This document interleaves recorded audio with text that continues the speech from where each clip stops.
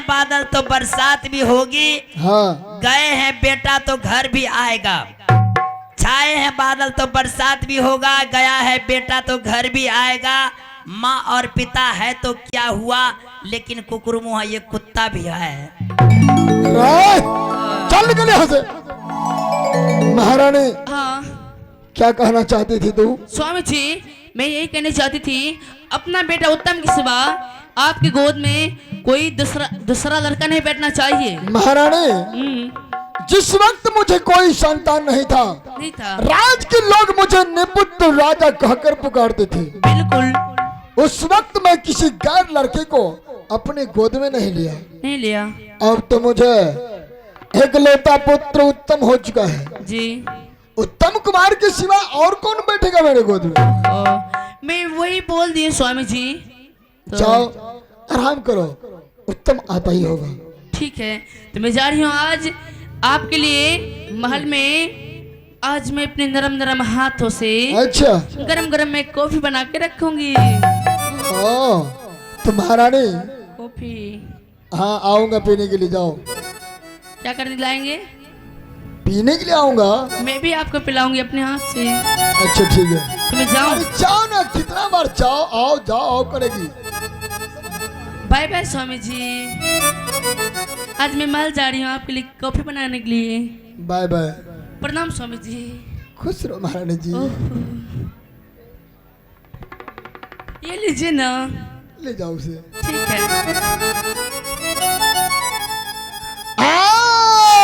करिएता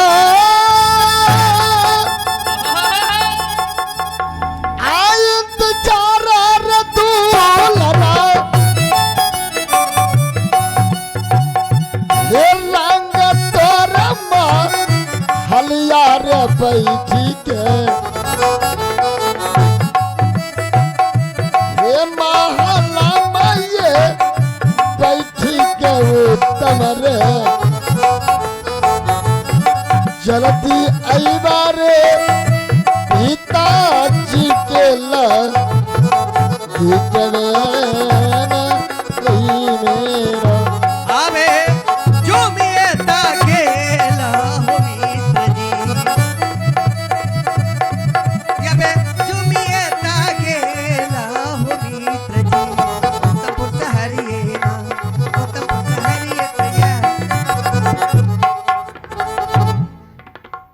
पिताश्री।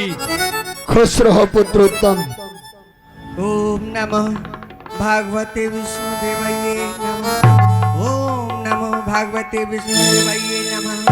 ओम नमः भागवते विष्णुदेवाय नमः। महाराज के चरणों में कोटि कोटि प्रणाम।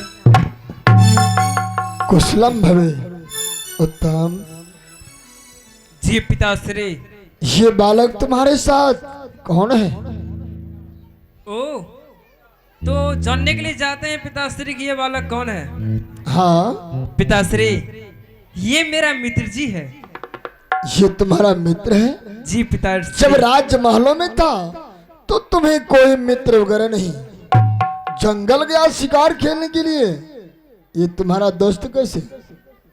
पिताश्री, जंगल जाने से पहले मुझे कोई मित्र नहीं था। जब मैंने जंगल गया शिकार खेलने के लिए तो पिताश्री, मैं जंगल में शिकार खेल रहा था और शिकार खेलते खेलते अचानक एक बूढ़ा शेर पे मैंने अपना बांध चलाया और बूढ़ा शेर मेरे पर टूट पड़ा खाने के लिए। मैंने उसी जंगल में आवाज लगाया, बचाओ बचाओ। तो यही भैया ने आके मेरा प्राण का रक्षा किया और मैंने इस भैया से दोस्ती कर लिया। देखा उत्तम, बच्चों को कभी माता पिता की बात काट कर कहीं नहीं जाना चाहिए। आज तू अपनी माता की आज्ञा को पालन नहीं किया, चला गया जंगल, कितना बड़ा दुख का सामना करना पड़ गया। खैर कोई बात नहीं, एक नेक काम करके तूने आया है। जिस बालक ने तुम्हारे प्राण का रक्षा किया, उनके साथ तुम दोस्ती करके राजमहल दिखाने के लिए लाया। बहुत सुंदर काम किया है पुत्र। मैं जानना चाहता हूँ ये बालक कौन है और कहाँ के रहने वाले हैं? तो पिताश्री, आप खुद ही मेरे मित्र जी से बातें कीजिए। ठीक है। बालक, हाँ महाराज, तुम्हारा घर कहाँ है? मेरा घर जंगल में पड़ता है। जंगल में? हाँ महाराज। और तुम्हारा नाम क्या है? मेरा नाम भक्त ध्रुव कुमार है। आहा, कितना प्यारा नाम है तुम्हारा, बहुत सुंदर नाम है। और भक्त भी हो, देखने में भी भक्त के समान लगते हो। सत्य में मेरे पुत्र उत्तम से दोस्ती किया है। हाँ महाराज। उत्तम, मित्र सहित आओ। जिस तरह नितिन मेरे गोद में बैठा करता है, उसी प्रकार मित्र को लेकर मेरे गोद में दोनों मित्र एक साथ बैठो।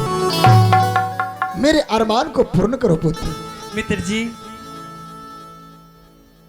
मित्र जी, जब भी मैं अपने पिताश्री के राजमहल में आता था तो मैंने अपने पिताश्री की गोद में बैठता था, लेकिन आज ये राजकुमार उत्तम अकेला अपने पिताश्री गोद में नहीं बैठेगा, बल्कि आज अपने मित्र के साथ चलिए पिताश्री गोद में बैठते हैं। नहीं मित्र जी, क्षमा करना।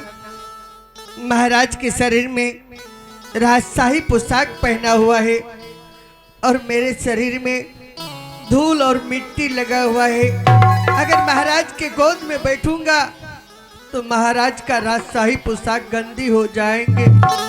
इसलिए मित्र जी, आप जाइए, अपना पिताश्री की गोद में बैठिए, मैं नीचे ही बैठ जाता हूँ। नहीं मित्र जी, ये आप क्या कर रहे हैं? आप जमीन पे बैठेंगे और आपका मित्र पिताश्री गोद पे। बालक, ये तुम क्या कह रहे हो? जानते हो, बच्चे अगर मैले कुचले भी हो, शरीर में धूल मिट्टी कीचड़ भी लगा हो, अगर बच्चे दौड़ता हुआ माता पिता के पास आ जाए तो माता पिता उसे प्यार से गोद में उठा के लेता है, दुलार और प्यार करता है। कभी बच्चों से माता पिता का वस्त्र गंदा नहीं होता। इसलिए निसंकोच आओ, मेरे गोद में बैठो। अरे तू तो रोने लगा। हे कबूना हो बटलो हो राजाजी,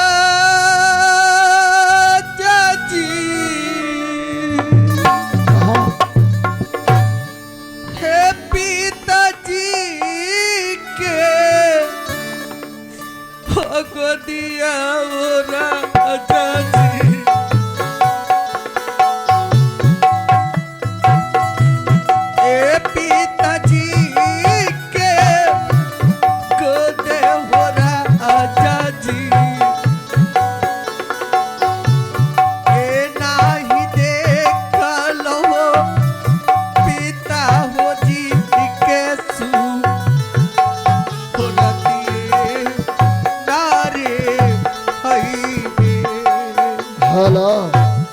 बच्चे, ये तुम क्या कह रहे हो? ना तुम कभी अपने पिता के गोद में बैठे हो, ना कभी पिता को देखे हो। हाँ महाराज, मेरा इतना बड़ा उम्र हो गया, आज तक मैं अपने पिता को ना ही तो देखा, ना ही तो कभी उनकी गोद में बैठे हो।